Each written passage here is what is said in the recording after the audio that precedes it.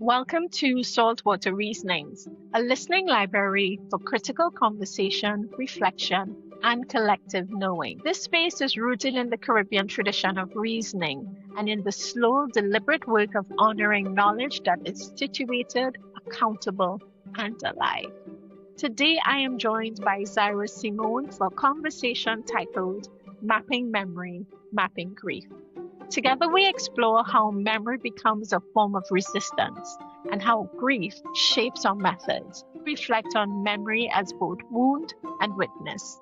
We consider the ways grief, whether personal, ancestral, or collective, becomes a methodology of care. Zaira and I talk about the labor of remembering in contexts that encourage forgetting, and how global South communities hold, transmit, and transform pain across generations.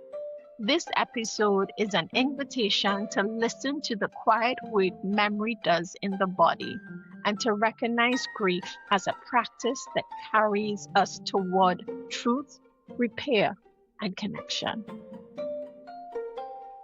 Welcome, Zaira Simone, to Saltwater Reasonings. Thank you. I'm happy to be here. And as I said to you, I just saw the title of the podcast and I was just like, sounds up my alley. I wanted to start by sharing a quotation from James Baldwin. And I want to see if we can just kind of use that to ground ourselves in this conversation that we're going to have today about grief, loss, mourning, and how that becomes part of the work we do as humans, and in our calling as well. And so it goes like this. After departure, only invisible things are left. Perhaps the life of the world is held together by invisible chains of memory and loss and love. So many things, so many people depart, and we can only repossess them in our minds. Wow. Yeah. You know it's interesting that we sort of begin with that because in fact I was yesterday, or rather this morning, sort of spending time going through a poem that I recently discovered by a Canadian Haitian poet, Junie Desil. And in fact, so Baldwin's testament right there in many ways sort of echoes this poem a bit verbatim. So that's really, wow, this divine intervention. That's great. Right. It's telling. Yeah, it's telling. Yeah. Yeah. I'll be interested if you can share that poem and maybe we can. Oh, yeah. Would be great. Okay. Yeah. No, absolutely. So a dear friend of mine, really amazing, Guyanese poet, Nadia Misir, recently introduced me to Junie Desil's work. But I'll just read like one stanza from the poem that's titled Origins, Beginnings, and Sorts. And she says, how to write about what you carry but don't know. Strange inheritance one carries, everyday code, understandable if born of Haitian soil, submerged in salt sea, racing rivers, falls. I start with origins.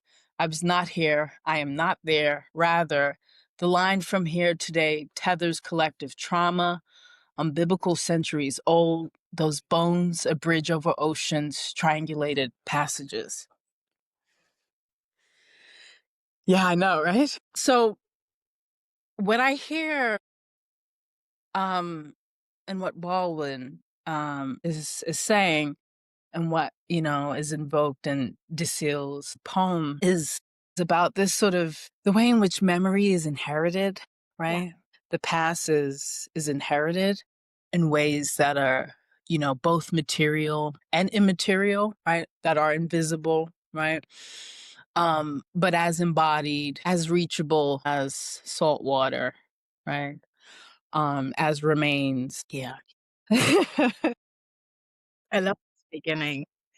I feel like it's an invitation to slow down and just let all of that resonate. Thank you. No, thank you. Yeah.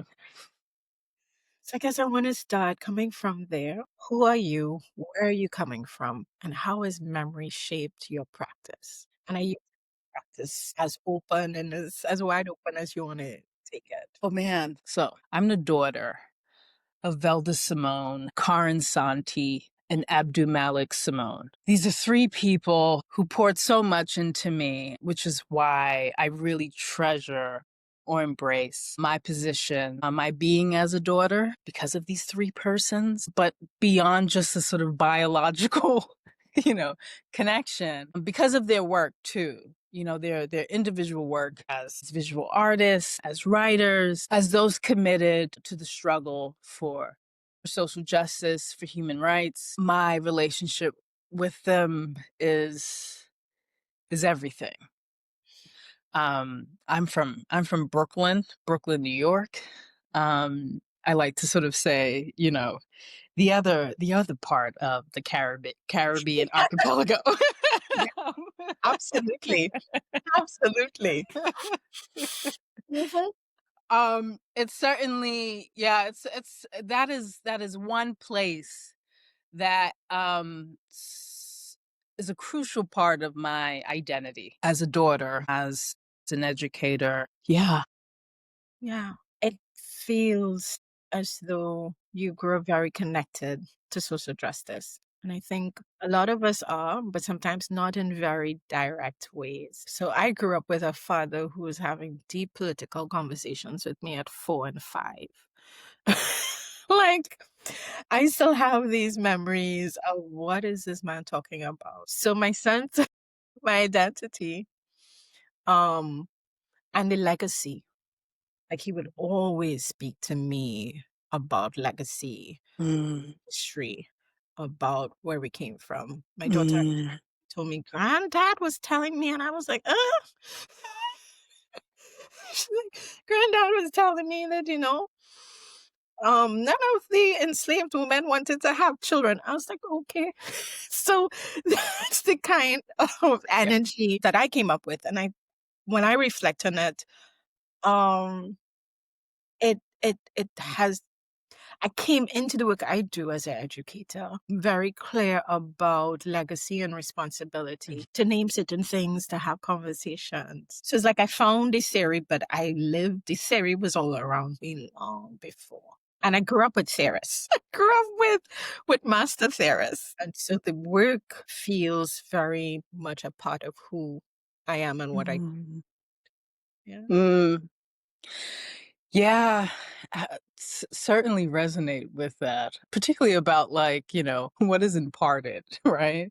By generation, and specifically the age, right? That information is shared, right? Yeah. That knowledge is, given. That it's never too late and it's never too early. I love that. It's right on time, right? It's right on time. It's right on time. Yeah, yeah. And there's a way in which I feel like I return to those memories and make sense of them in a different way. It goes through my life, right? So like even when I see my daughter kind of rolling her eyes saying, why do I need to know that enslaved women were raped? And they're young, right? Yeah. But I imagine she will return to that memory at 18, at 25, Correct. at 30. I know it has done that for me as well. So in a way, that memory has shaped me as an intellectual, and it shaped how I understand politics. I don't want to romanticize it either, because sometimes it's very difficult. Yeah. Yeah. That's where the care, the care work, right? Yeah. Comes in. Yeah. Yeah, absolutely. I think that's one, a sort of broad question that I've sort of been preoccupied with, is not just, in terms of like grappling with the truth, what constitutes as a truth, right? But being very interested in what people do with it. Yeah. Right. What sense is made of that. Yeah. So I want to jump in, and I think that's the segue there. Like when you talk about your work, like can you share a moment when grief has helped you, but that memory has helped you clarify your work and your purpose? Yeah. It's interesting. I mean, I feel like there's been many, many moments, but I think one in particular that sort of really sort of shifted, I think, my thinking and engagement with, say, the questions around repair, right, was in the aftermath of my mother's passing, on December 10th, 2021. And the reason why, I'm very specific about the when, is because that sort of happened in the middle of, teaching as a postdoctoral fellow. In the first semester too. And yeah, teaching and trying to sort of get immersed in a sort of new institution, a new space. But as a postdoctoral fellow, not having the kind of security that say assistant professors, full time, et cetera, do. At the time, I was also in the process of submitting dossiers for many posts. Yeah. And one of them was actually for the job that I now have at the very same institution. But yeah, that was happening at the time that my mother was in hospice. And so I remember sitting next to her and pressing submit. And then my mother passed 4 days before I had to do interviews. So everything was quite confounded. There was a lot of displacement that I sort of experienced, both in my body, but also in terms of physical space. That sort of severance, I think, between being in, spaces of death, and in, in spaces of living, of regeneration, right?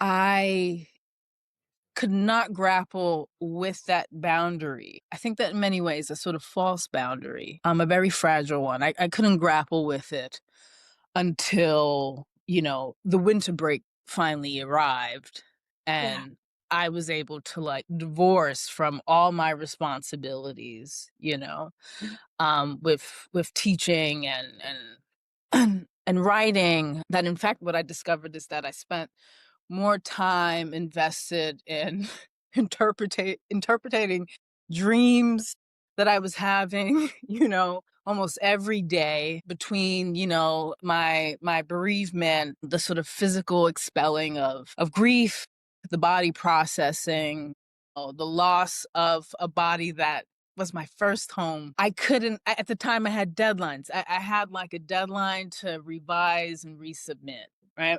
And I put all of that to the side. The most I could do was write in my journal and show up to therapy sessions once a week and dream, right? And just dream, right? Dream and and some of it is sort of a part of an Islamic ritual, which is which is being extremely attentive, right, to the messaging, right, from the one who passed in the dream. Making sure that you are sort of fulfilling certain wishes, certain instructions, if there were debts that were unpaid, dealing with it, finalizing it as they transition, right? Yeah. But then I had a conversation with a dear friend of mine who happens to be an amazing Black feminist geographer. And we would talk about grief and we would talk about these dreams. And she, being someone who was also living in grief, sort of said to me one day that as Black women, we have a responsibility to listen, right, to the dreams. We have a responsibility to sort of record the lived experiences, the stories of the women who we have lost. And so, though you cannot finish this revise and resubmit, how about you work on writing what you want to write about your mother? And then I got to it, and it became a practice where every day I would sort of revisit the same Word document and, take this eulogy that I gave at her funeral and sort of expand on it. And then I found myself writing about not just my memories of her and her being a practitioner, what I would later claim as a practitioner of repair during that time, but also these tensions between wholeness, right, as an aspiration of reparative policies, and grief and bereavement. That there was one passage that I got stuck on that I was sort of wrestling through writing, which was that there's no wholeness. Wholeness is not something that I can embody at this time. And yet I am teaching, I'm spending time talking about and teaching about these many formulations, material ones, of what is designated as Black repair. But there's a severance here that I'm experiencing. There's no recovery in sight. Might this be reparative? Might this be sort of soliciting, different emotions, affective experiences that need to be given attention to when we're thinking and talking about repairs. So what have I been doing? Because I can't spend time, like I just feel like it's so isolating for me to sort of spend time looking at reparation proposals and sort of talking about it and thinking about it. And I'm just much more sort of concerned with the incompleteness of premature death, because the loss in which I experienced was also in many ways sort of situated and sort of surviving through the pandemic and sort of witnessing the extensive loss of many who, of communities who have been the most vulnerable to premature death, whether man-made or fashioned as something else. So that was a sort of turning point in my work, that I had to finally, wrestle with grief. And I wasn't talking about grief prior to that experience, even though I was like, very much in it. You're speaking, and I'm thinking about the 2 poems we started with, about the invisibility of what we carry, how that becomes threshold work, like you're on the threshold of so many things. And then you said pandemic. I was like, oh, and yeah, we were also surviving a pandemic. So just layered. But I also hear the reality of life and loss and grief really changed how you were doing your work as an academic and as an educator. So can you share a little bit about that shift, like this substantive work and how, work met life? These theorists we grew up with who were really doing academic work, right? They may not have been in the academy, but they were really theorizing acts of service, connection to people, rooted in present and connected to the past. So tell me if we can talk a little bit about that shift between doing before and what shifted and how it changed. Yeah. I think certainly the intimacy between work and life became embraced. Because I do remember, when the spring semester came and I had to go back, and teach again, I found that I was sort of sharing a bit more. I was sort of sharing a bit more about bereavement, right? And like discussions about like, colonialism in the Caribbean and, sort of looking at poetic traditions of the Caribbean and, thinking about the Caribbean as a sort of grieving geography, which is a sort of term that's not my own, that really sort of comes out of the work of many decolonial, indigenous ecologists, environmentalists, feminist geographers. But bereavement, right? Bereavement is So it's the first time I have heard the term. yeah. It's not like A grieving, a grieving landscape. it's something in here when you said. Yeah, as you sort of said about like, salt water. Absolutely. And so I realized that in my like lecturing, and I don't like lecturing, in my classes. I'm just sort of saying that to sort of make sure that people know I'm doing some form of it. But in my instruction, in my discussion with students, somehow we would always sort of conclude or begin with bereavement. And so my question sort of changed to, what I would sort of ask students, and those particularly exploring repair would be, what makes you feel whole? What constitutes as wholeness in your life? And especially for a generation,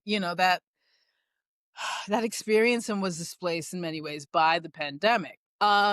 And so those became the questions instead of where I started, which was, well, here are these prescriptions of repair. What do you make of them? Here are these 10-point plans. Here's these manifestos. Right. Yes.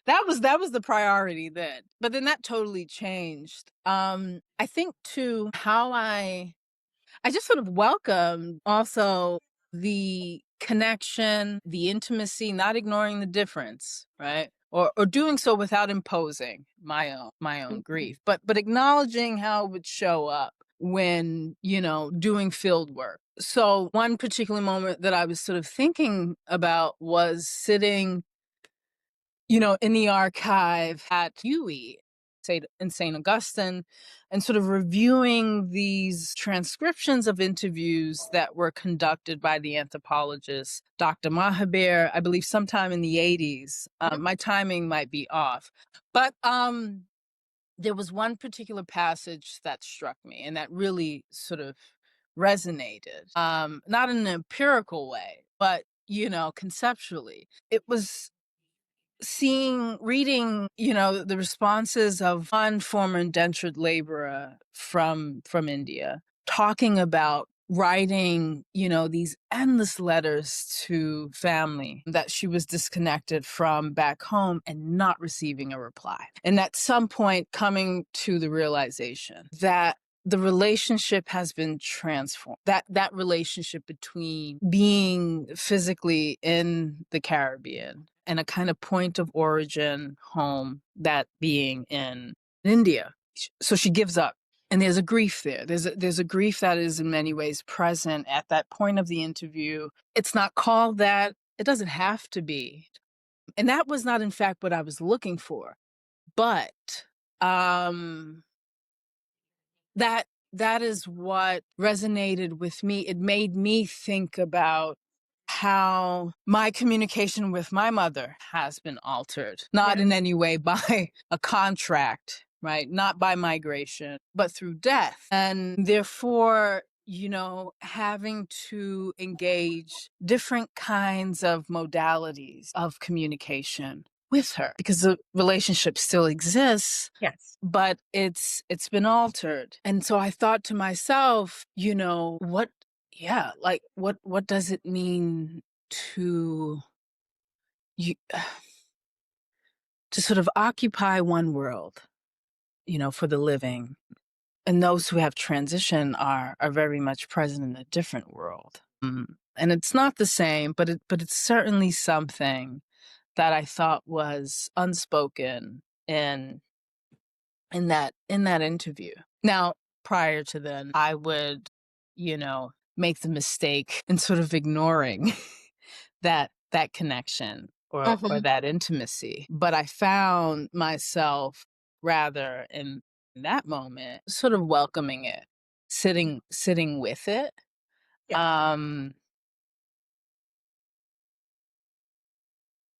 Yeah.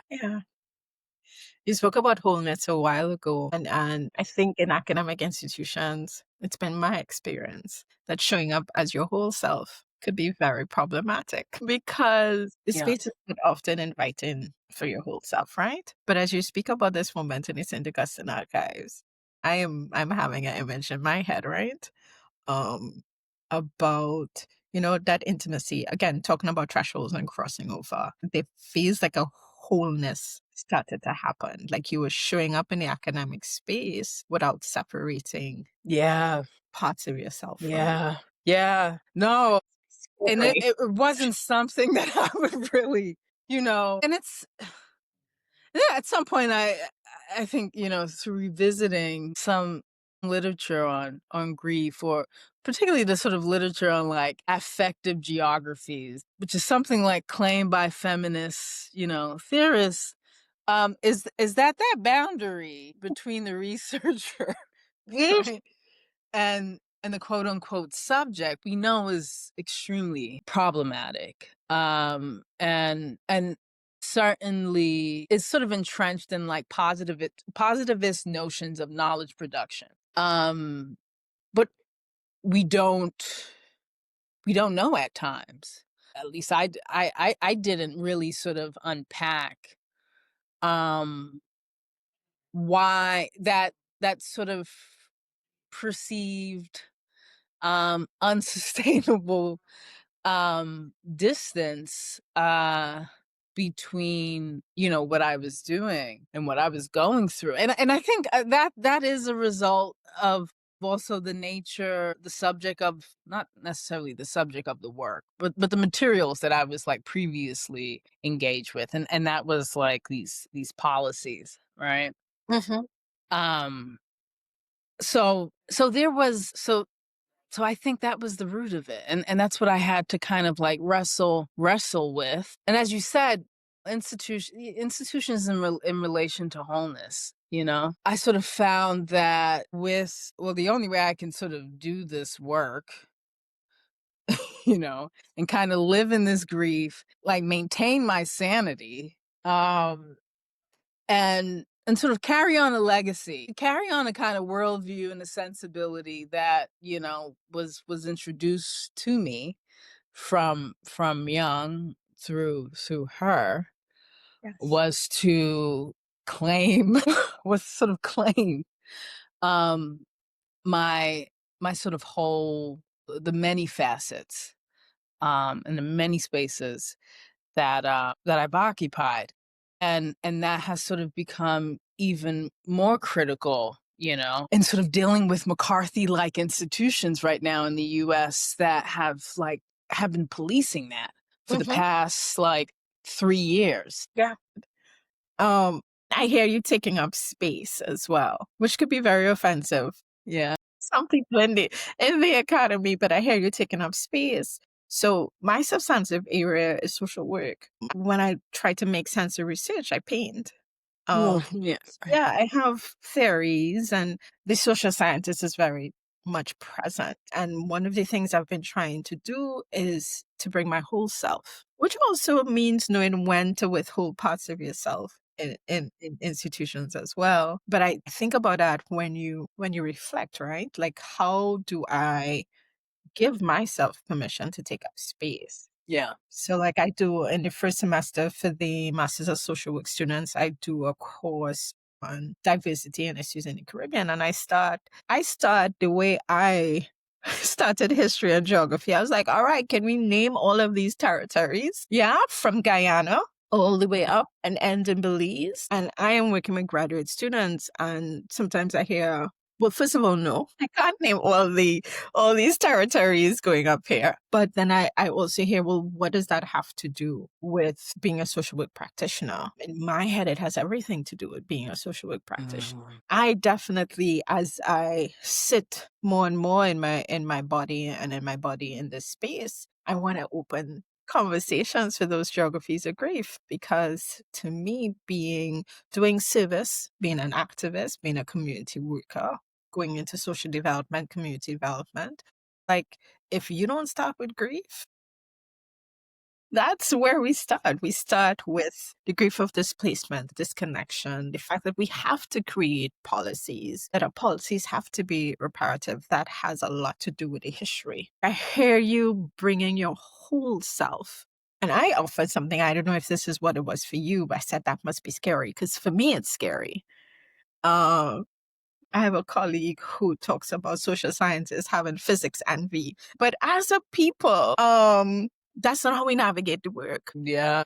The world and the work. So when I read about your reflections on your mother and how she navigated the work and the world, like, I'm thinking more and more about how can I bring all of myself into this space. Yeah. It is certainly, it's an important question, you know, considering that too, an institution is an institution. And I sort of tell students that, you know, let's not forget it. Yeah. right? So certainly here it is. Here we are for application, for thinking and in doing the work of application. It does sort of require introspection, reflection, it does sort of require an application of self. And I think it, as I said, sometimes we sort of do it out of survival. But I also firmly do believe in conserving or preserving certain facets of the self. Not everything needs to be seen, Yes. which is perhaps contrary to Yeah. I think to a lot of romanticizations of like transformation, power, and so forth, right? But there's also a power in opacity. There's also a power in the unseen. And this is the part of the work of grief. It's like you do have to like firmly situate yourself in that, right? Yeah, yeah. There's also I might be going off script a bit, but Oh, there's also just a lot of like intellectual theft. So let's talk the things. that Let us talk the things.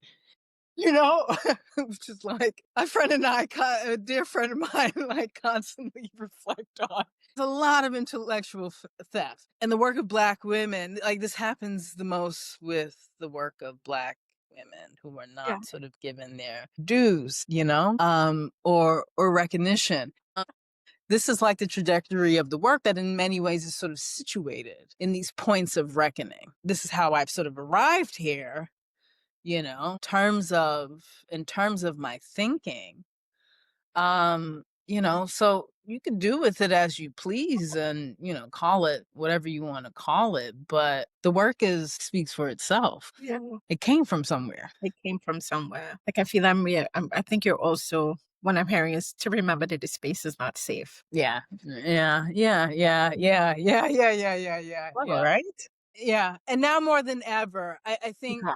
again, in the past 2 years, I have, like many, been reminded that institutions are not safe spaces, So you must have, some grounding, not in like an elsewhere that is sort of divorced, right, from what we do in institutions, but you must, you must sort of plant your seeds of being and thinking and engaging in many different spaces. Mm-hmm. Mm-hmm. Listen, the emotional labor Yeah, exactly. that we don't talk about. No, That we yeah, don't talk about at all. exactly. Because so much comes into survival, comes into showing up, comes into remembering. I guess when I think about, seems like we're managing so many things, multiple streams and threads. How do you think memory work could accompany political action or Mm, spiritual repair? Yeah, I was thinking about this because I very much also believe in the idea, of memory work sort of operating from the place and sort of knowing and understanding that memory is fractured, right? It's very much provisional. Hmm. As it is inherited, I think there is in many ways imagination and fiction is a critical part of memory work. That is, being able to sort of tell stories, construct narratives of truth that sort of permit imagination, Yeah. that do not in any way, that are not confined, let's say, to, the colonial archive. That is not confined. I'm not saying again, but that is not sort of restricted, right? That sort of insists on a kind of linear record projection, right, of disposition, right? That sort of perpetuates silence, but it's important that imagination and fiction that Yeah. is not devoid of truth is an important part of archiving memory. Mm-hmm. How can it sort of lead us to sort of political action? You know, well, no one's memory is theirs alone. Yeah. You know, I'm agree with you because it is collective. It's an action, you know, just Right. give yourself permission to do that is a political act. Exactly. The That's same knowledge exactly in my skin and my bone, right. and my imagination, which is Right. impacted by the lineage that I have survived, that is worthy of me using it to That's reimagine. it. Right. That's it. Right. As a sort of tool.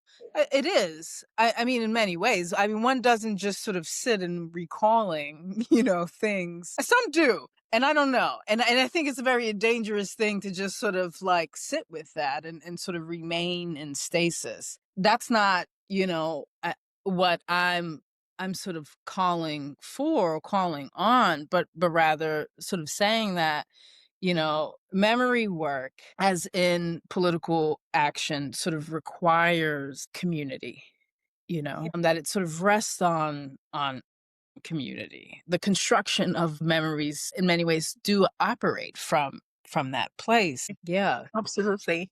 I'm thinking about Cynthia Dillard's work around darkened feminisms and remembering. I'm thinking about Sylvia Winter's work. I'm Yes. thinking about Alexander talking about pedagogies of crossings. Like those are, and it's so funny when I think about those feminist scholars, they're all writing from different disciplinary Yeah. spaces, right? So it feels as though when we get into the heart of our work, we come from different disciplinary spaces, but we are still drawing on that memory work in Yeah. different ways. Yeah. No, I'm really, I'm very in love with the practice, the act of testifying. Yeah. Not in a judicial sense in any kind of way that is carceral, right? But sort of testifying, particularly I'm very in love with the sort of spiritual political dimensions of testifying, right? From a place of not the individual that has sort of been harmed, right, through a specific act, but the community, right, that has sort of survived, and is given witness, right? Mm-hmm. And this is like, I think in my past life, maybe I would have been a theologian, but I'm not. But this is certainly something that, like, echoes a lot of, um, that sort of echoes a lot of sort of Judeo-Christian, Islamic, other Abrahamic, thinking and practices and so forth. But to testify is certainly a form of spiritual political repair. And it may not, and I think this is sort of, I don't know, I'm not sure if I'm settled on this, but it does not necessarily require the presence of perpetrators, but it does require the attention and the involvement of the community. Yes. That has survived, that remembers. Yeah. And I think too, in my current book project that sort of broadly looks at the relationship between relation and repair, memory work is not in any way relegated to sort of human thought or action. So I've been like fascinated. I'm quite fascinated I'm fascinated with the question that is, what do surviving infrastructures of racial violence, the estate, the mill, and its ecologies, trees that were sort of first planted Mm-hmm. in colonialism, what do they retain, right, of the past? Because certainly in the present, I like to sort of think that a lot of the sort of environmental disturbances, reckonings, occurrences like hurricanes, the erosion of coral reefs, and many other forms of disaster are in some way a kind of reckoning to plantation capitalism, right? Mm-hmm.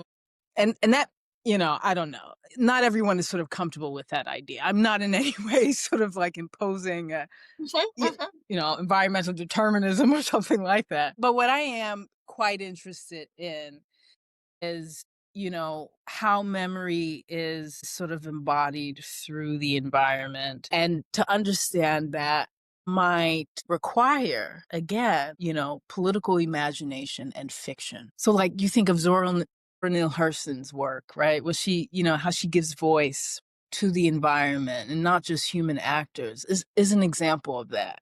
Yeah, I don't know if that makes sense, but It does. And that shows yeah, up a bit of Caribbean literature as well, right? exactly, There is a way in which the environment speaks. exactly. Yeah, absolutely. The wind speaks, the trees speak.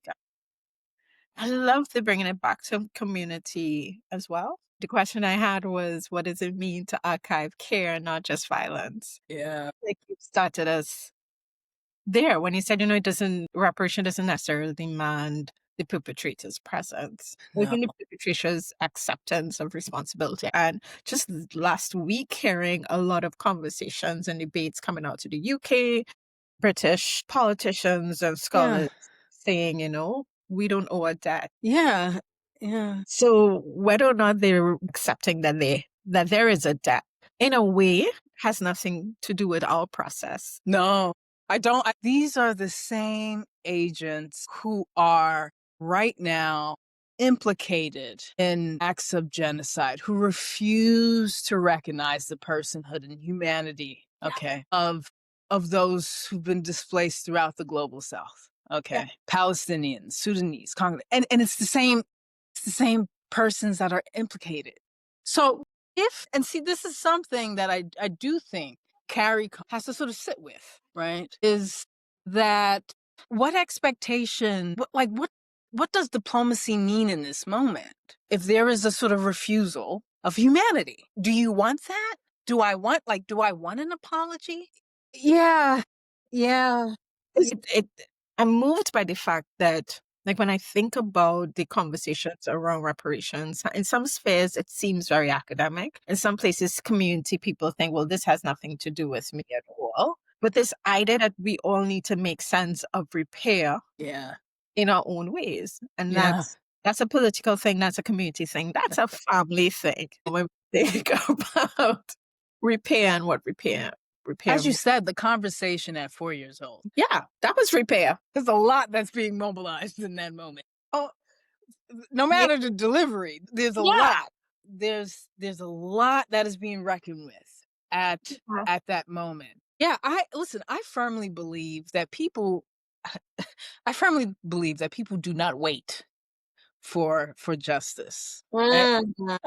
That's like false. And I constantly sort of actually, I remind students of this again and again and again. People don't wait. People don't sit back, right, and endure abuse, right, harm. They don't accept their fate, right? That, hey, in the absence or the delay or the uncertainty, right, around like restitution, the things that we can see, right, and that particularly institutions sort of invest value in and do because that's their work, right? I very much believe that people find ways to survive and sort of claim repair, and they don't have to call it that. Like I am reminded by my dear mentor, prison abolitionist geographer Ruth Wilson Gilmore. You don't have to talk about reparations. It's like they don't have to call it that. It's okay, Yeah. You don't have to designate it as such, but what's happening? What is happening? What is being done? How is it being employed? And that is what matters. You don't have to reference the 10-point plan. You don't have to hire a content creator to I'm sorry, it's a little messy. I love it. Go for it. You don't have to spend money, take money from Digicel to hire content creators to, bring awareness, to educate the masses on what is being debated about in Britain's parliament. I mean, why would you assume?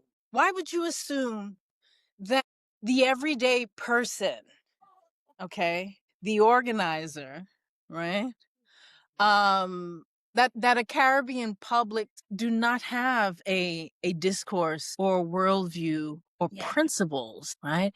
Principles as to how to deal with the afterlives of slavery and colonialism. They don't have to call it repair. And they don't have to be given lectures on it. And they do not have to be given They lectures don't. on They it. I think there's many different ways you could use that money. It's Yeah. something about it is just a little haphazard, Yeah. I love that idea of just reclaiming reparations as everyday, everybody. Thing that we've always been grappling with. Yeah, making sense. Love that. Listen, this is a wonderful conversation. As we close, I love that we came back to community. I think that all of us are community workers. I say that, people talk about, well, I am a this and I'm a clinician and I am a historian. I'm like, no, we're all community workers. And to just think about the community and practice memory as care and resistance. And Yeah. resistance being this everyday thing. Yeah. Like telling our students that when they showed up, it was resistance already. Like, how dare you Yeah. pursue education? Yeah. Yeah. This is where the work happens. Not the only place, but It happens. it's where the work happens. Yeah. So as we close, I want to go back to where we started. And I want to ask you to just reflect on the geographies of you from the Republic of Brooklyn. I love it. Yeah. We're gonna be going to the current Republic of Brooklyn, your mother, Yeah. and all of her diasporic roots, which are your diasporic roots. So Yeah. I want to just kind of invite you to close in, whatever you feel Yeah. called to close with as you think about the geographies of you. Yeah. These are it's so place bound for me, and what I'm referring to is just like how ever present it is on Kent Avenue between Willoughby and DeKalb, where she, last lived, where, the place that I grew up in. And a place that is so violently altered, transformed through gentrification. I would call it a form of settler colonialism. You know, it's how do you grieve? That's the thing, is just like how is grieving so entangled in the spaces that you move through, in the infrastructures that have been removed. That's something that I am sort of working. But there are other places. I mean, there's the cemetery, that every time I, step foot on, um, I I just sort of developed I'm very much comfortable being in that space, and it's sort of evident in the incense that is burned, in the overwhelming presence of myrrh, or recitations from the Quran, and then of course her headstone. There are other there my grief is just so, it stretches across so many different places. It's littered across Brooklyn, and it doesn't matter where in Brooklyn I am, with the exception of some neighborhoods that, Yeah. we didn't frequent or move through, or that I haven't even sort of been to in a long time. My mother's from a neighborhood called Brownsville, that, in the 70s was,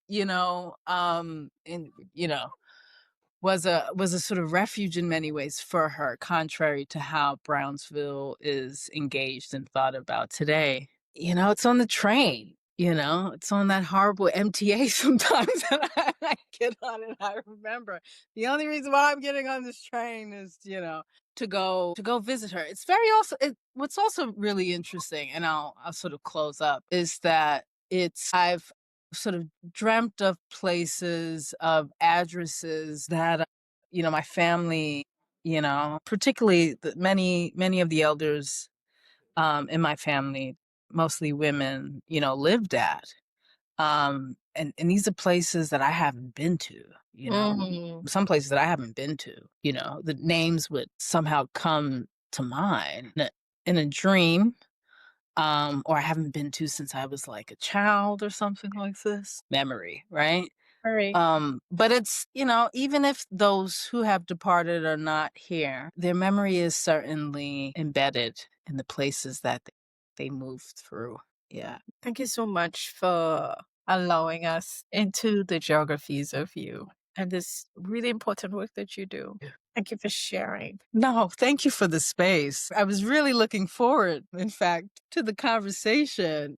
When I saw the outline of the themes and the questions, I was just like, oh, wow, what a way to jump back into the...